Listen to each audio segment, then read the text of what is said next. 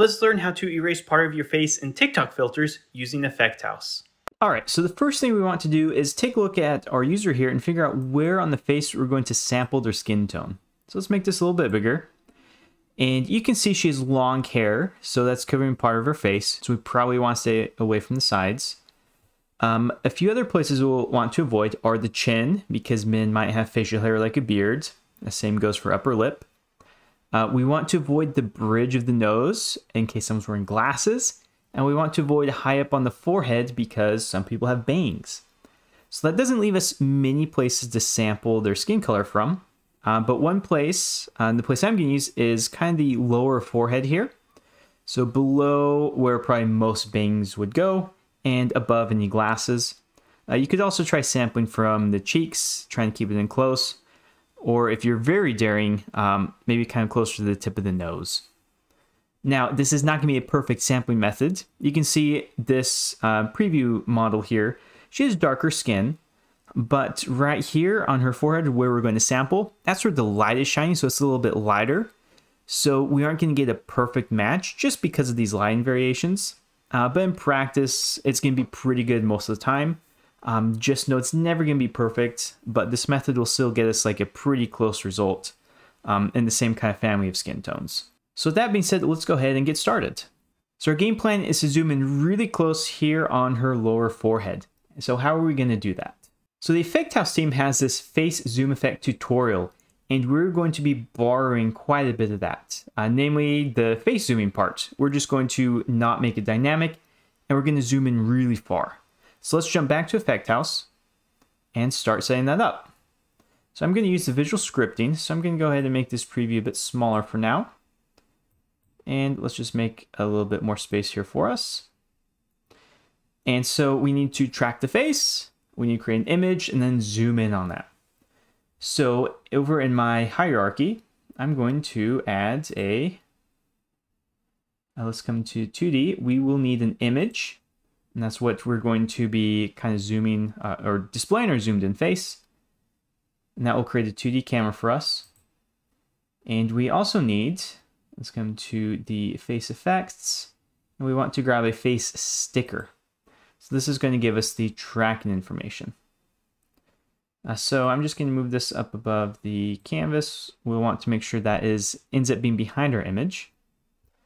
And we don't need to do too much with this. We're just going to make sure it's selected, the face sticker.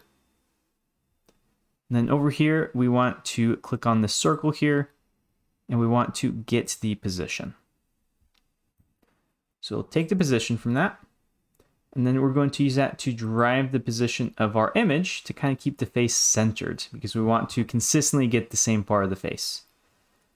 So I'm going to want to set the position of this one. So with my image selected, I'll come over here to position, and I'll want to set the position. So just for fun, let's go ahead and just plug these in. Just kind of see if this is working, and we'll want to do this on every frame, so on this update. And now in this update, you can see that our image is tracking the face here. Perfect. So let's go ahead and set our texture here. So I still have my image selected, my texture. I'm to click here. I'll bring up my assets, and I want to find the camera texture, and I'll hit OK. All right, so you can see we just have kind of a copy of our camera here. So let's start zooming way in. Now in that original tutorial, they used the visual scripting to set the scale because they transitioned into it. We don't need to do that, so I'm just going to set my scale to 10. Not 1,000, just 10. And then over here on the Y, I'm also going to set this to 10. Now you can see we aren't quite on the right spot yet. That's fine. We're just going to leave that for now. We'll go ahead and fix that in just a second. So now that we have the scale, come back to your visual scripting, and we want to kind of center this a little bit better. So we are going to do a few things. The first thing we're going to do is I'm going to click here and drag out. And then I can search for a multiply, or just kind of come into the math. We want to multiply this. So we need to multiply it by the opposite of our scale. The reason for that comes from the other tutorial. So if you're interested, you can watch that. Otherwise, I'm just going to put -10 in each of these. And then I'm going to connect this to the position. And once this updates, so now we're in the center of the face. So I'm going to choose a little more dynamic face just so we can make sure this is tracking. So let's go and grab nodding. We'll stick with person 1. So you can see that there's some movement going on, but for the most part, we are kind of tracking right here. This is the bridge of the nose. Use kind of the corners of the eyes. So yeah, so we're tracking the position. Now let's kind of shift our position so we're up a little bit more. So this position that we're setting, I'm going to drag off of here. And I'm just going to grab an add. We're going to be adding the negative value, so you could do subtract. But I just like doing the add. So I'm going to wire this up. And then I know this from a bit of trial and error already. So in the Y position, I want to do -800. And then that will shift us up more to her forehead. So you can kind of see the hairline showing up a little bit, but for the most part, we're right in the middle. So we could zoom in more if we wanted to kind of avoid any bangs, but this is good enough for this tutorial. And we're gonna go ahead and stick with this.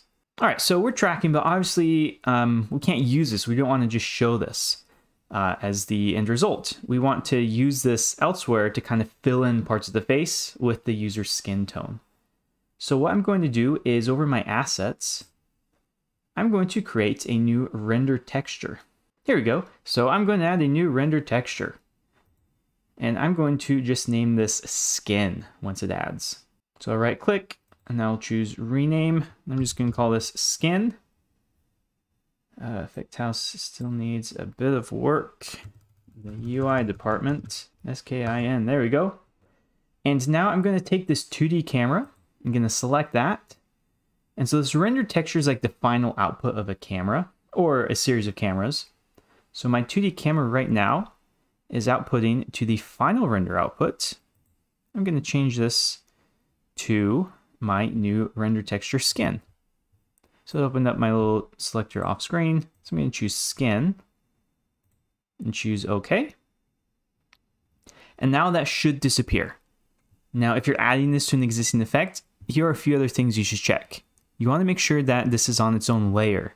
So this 2D camera is looking at layer 1. If we open this up, we have layer 1 through 7 and this default layer. So the original camera is going to render to the final render output, and it's using the default layer. We want to make sure that this 2D stuff that we added here is all on layer 1, and it should be all ready. So 2D camera is layer 1. Let's see, where is our layer setting for this image? Oh, maybe it's in the canvas. Yes, so our canvas is already set to layer 1. Same thing for that face sticker canvas, layer 1. So all the 2D stuff is separate. So now this is basically our skin texture and we can use this elsewhere. All right, so now that I'm ready to apply my skin texture to the face, let's start by adding a face mask. So add object, I want to go to face effects and find the face mask.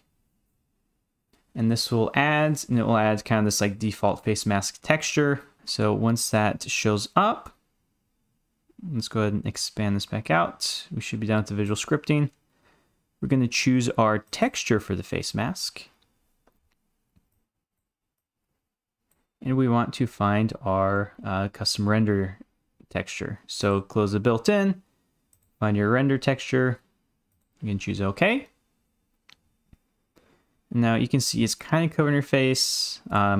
It's somewhat transparent, so just change this opacity. You can change this up to 1.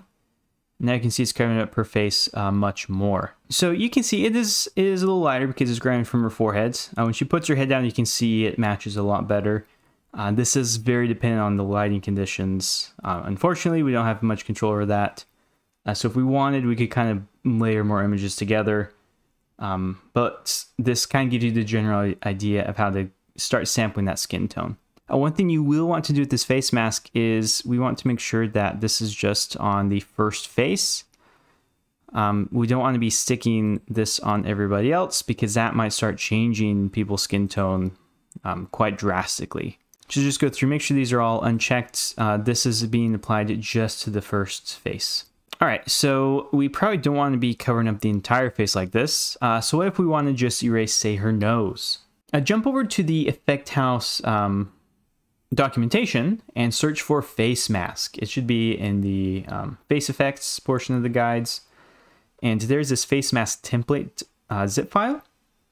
Go ahead and download this, unzip it, and that'll give you a Photoshop file. So I'm here in Affinity Photo. You can use Photoshop or GIMP or whatever, but I opened up that file. You can see we have some different layers for kind of creating makeup effects. But what we're going to do is create a mask to isolate just the nose to cover that up. You go ahead and zoom in a bit, and I'm just going to create a new layer. Let's go ahead and rename this to nose. And I'm going to just use a paintbrush and start painting white. With an opacity mask, white is visible, black is invisible. So if we want the nose to disappear, that's where we want that skin texture to be visible. So I'm just going to kind of cover up the nose. It doesn't need to be perfect, but try not to extend too much over like their eyes or mouth. So I'm just going to do that, and then I'm going to add a little blur to soften it up a little bit.